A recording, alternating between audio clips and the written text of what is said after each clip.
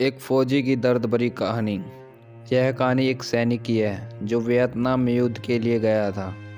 युद्ध समाप्त होने के बाद जब उसके घर लौटने की बारी आई तो उसने अपने माता पिता को सैन फ्रांसिस्को से फ़ोन किया।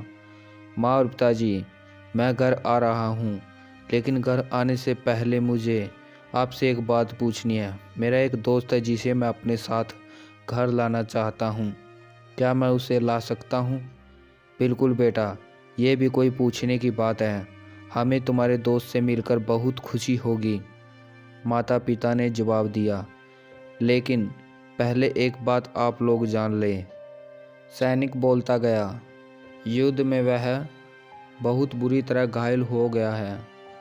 उसने एक बारूदी सुरंग पर पैर रख दिया था और उसमें उसने अपना एक हाथ और एक पैर गंवा दिया है। उसके पास कोई जगह नहीं है जहाँ वो जा सके, इसलिए मैं उसे अपने साथ रहने के लिए लाना चाहता हूँ। उसकी यह बात सुनकर उसकी माँ बोली, बेटा, तुम्हारे दोस्त के बारे में जानकर हमें बहुत दुख हुआ। हो सकता है हम उसके रहने के लिए कोई जगह तलाश सकें। नहीं माँ, मैं चाहता हूँ कि वो हमारे साथ रहे। लेकिन बेटा, अब पिता ने कहा, तुम समझ नहीं रहे हो कि तुम क्या चाह रहे हो। इस तरह का अपाहिज व्यक्ति हमारे लिए कितना बड़ा बोझ होगा। हमारी अपनी ज़िंदगी है जीने के लिए और हम नहीं चाहते कि इस तरह की कोई भी परिस्थिति हमारी ज़िंदगी में दखल दे। मेरे हिसाब से तुम्हें अकेले घर आना चाहिए और अपने दोस्त को वहीं छोड़ देना चाहिए। वह अपनी ज़िंदगी जीने के लिए कोई ना कोई रास्ता निकाल ही लेगा। यह सुनकर उस सैनिक ने फ़ोन रख दिया।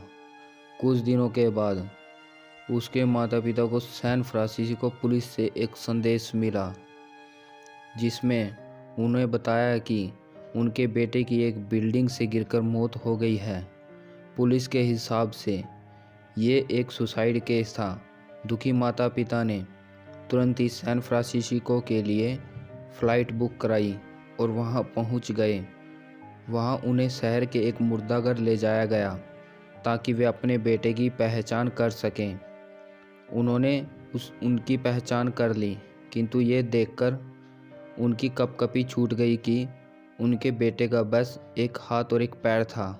दोस्तों, इस कहानी में जो माता पिता हैं वे हम में से बहुत से लोगों की तरह हैं जो अपनी सुविधाओं को सबसे अधिक महत्व देते हैं, लेकिन कभी कभी उनके इस व्यवहार के कारण उनके सामने ऐसी परिस्थितियां उत्पन्न हो जाती हैं जब उन्हें पछताना पड़ता है।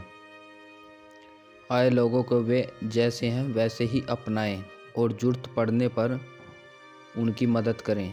धन्यवाद दोस्तों।